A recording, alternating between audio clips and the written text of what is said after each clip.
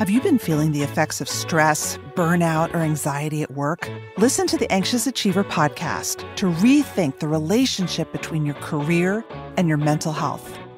Get the Anxious Achiever wherever you find your podcasts and walk away with practical advice you can implement today. The LinkedIn Podcast Network is sponsored by SAP.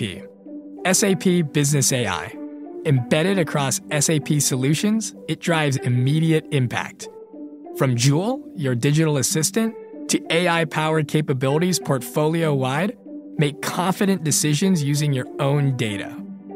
SAP Business AI. Revolutionary technology, real-world results. That's SAP Business AI. LinkedIn presents. Politicians love to denigrate big government, and over the last 40 years, these anti-government sentiments have led to successive waves of privatization, or the contracting out of government services to private actors, including for-profit corporations. So it's one thing to let private companies collect the garbage.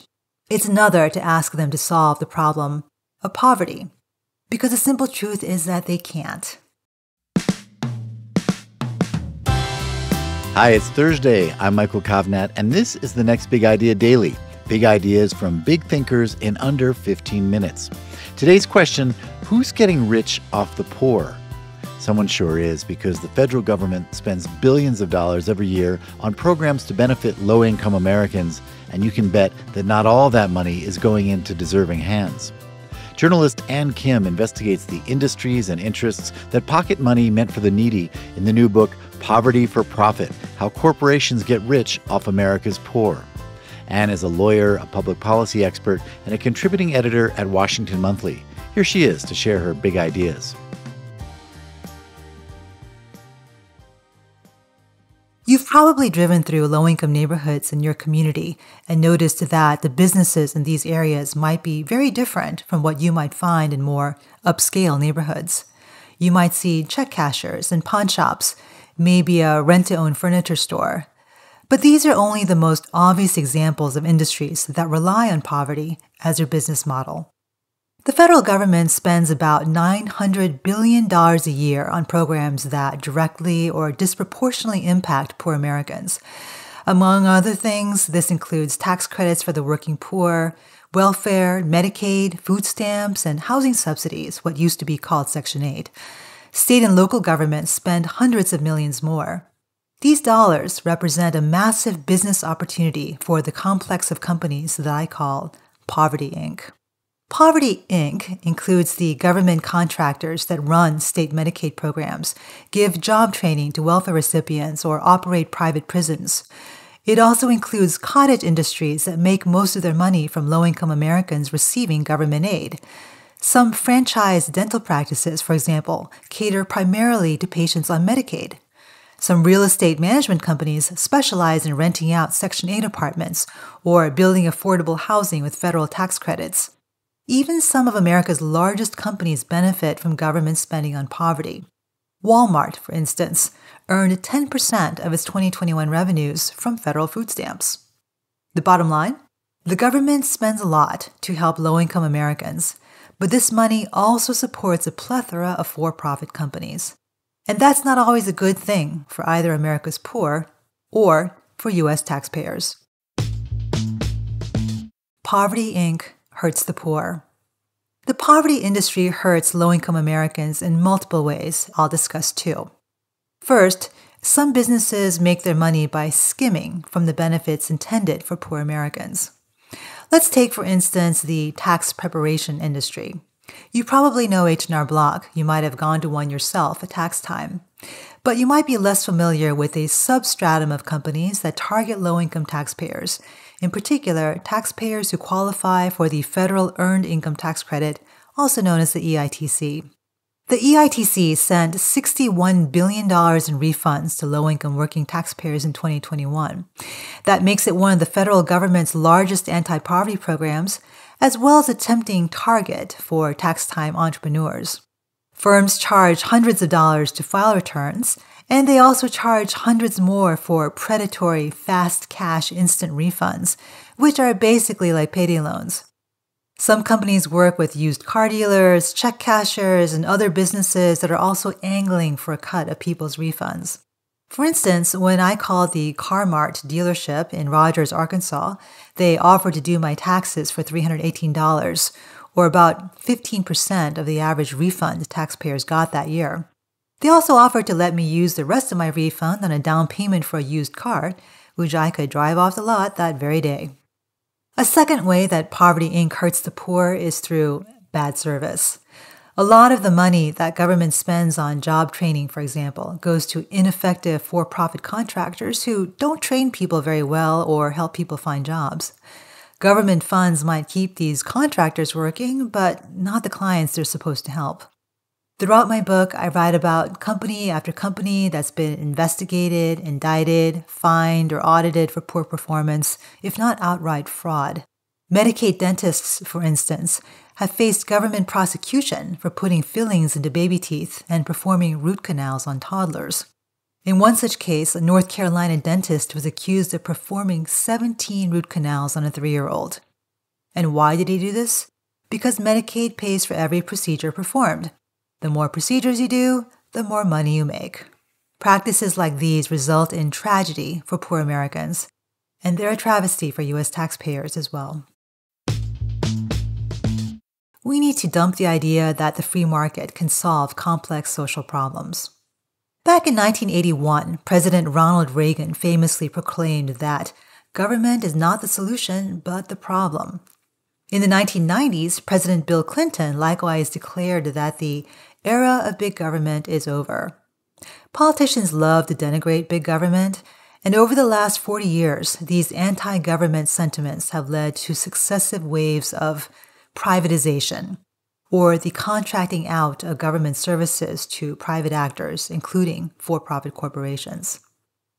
So it's one thing to let private companies collect the garbage. It's another to ask them to solve the problem of poverty, because the simple truth is that they can't. For one thing, the poverty industry benefits from persistent poverty because they otherwise wouldn't have a business. Industries that depend on poor people as their customer base or on a public program to serve the poor need poverty to persist if they want their businesses to survive. And some industries have even turned to lobbying lawmakers to preserve their markets.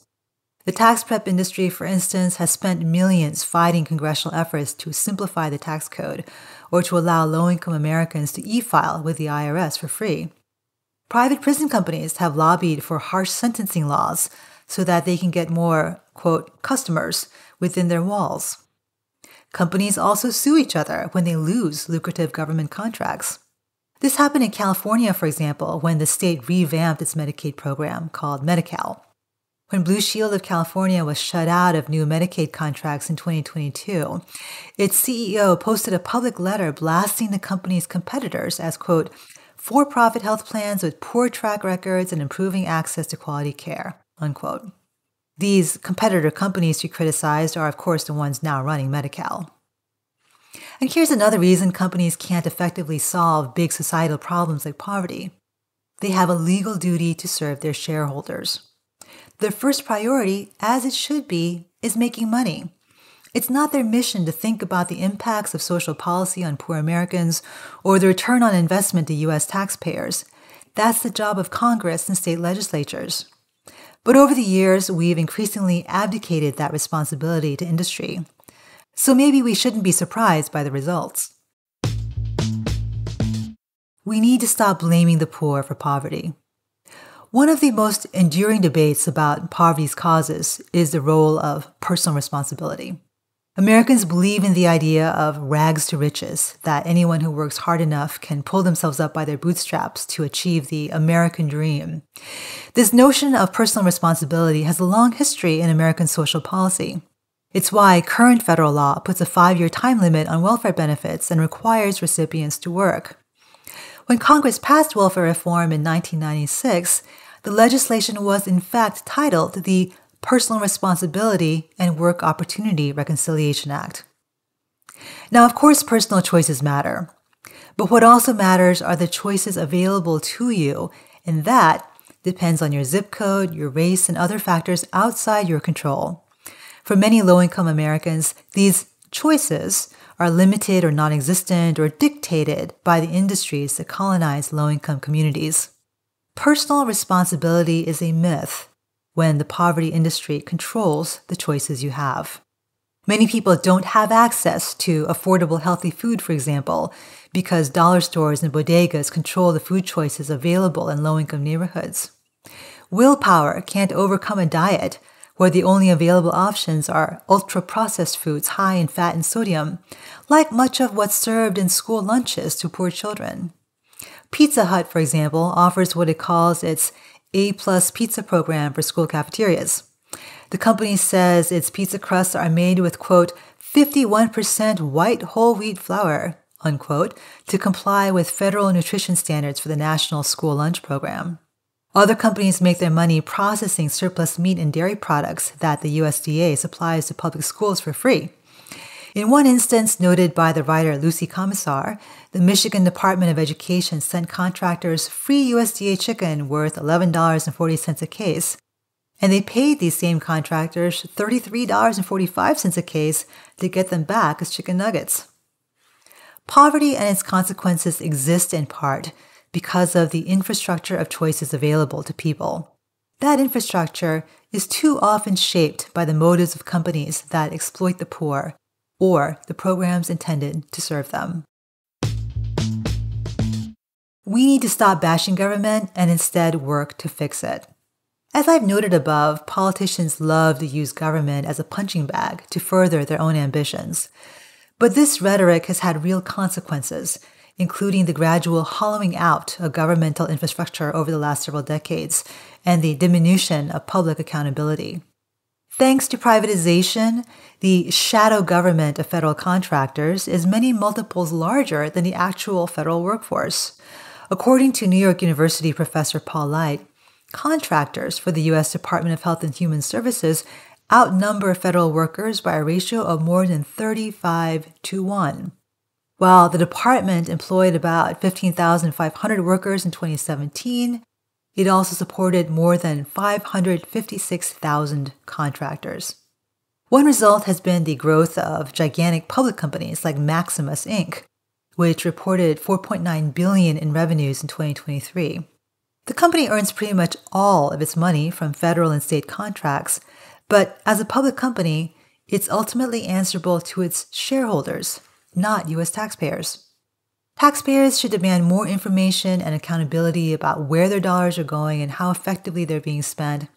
And citizens should demand that government reclaim its authority over the provision of public services, especially social services for the poor. As it is, government isn't delivering most human services programs. Contractors are. And we don't have a full grasp on the impacts of that, for good or for ill. Better information, management, and accountability can only mean the better use of taxpayer money. It'll also mean better programs that more effectively benefit low-income Americans and an end to the abuse and exploitation of the poor by bad actors. In 1964, President Lyndon Johnson ambitiously declared war on poverty. Hundreds of billions of dollars later, it might seem that this war has failed. In 2022, the national poverty rate was 11.5%, or about what it was in 1977. But it's still important to remember that government programs do in fact lift millions of Americans out of economic misery. In 1959, before Medicaid, Social Security, and other safety net programs, more than 1 in 5 Americans lived in poverty, including 35% of seniors and 27% of kids. So we have made tremendous progress. Of course, we need to do more. Thank you, Anne. All right, everyone, get yourself a copy of Poverty for Profit at your favorite bookstore. And if you got something from today's show, how about giving us a rating or review in your podcast player to help others find it? And remember, if you want to have big ideas like this right in your pocket, head over to the App Store and download our Next Big Idea app. I'm Michael Kovnat. I'll see you tomorrow.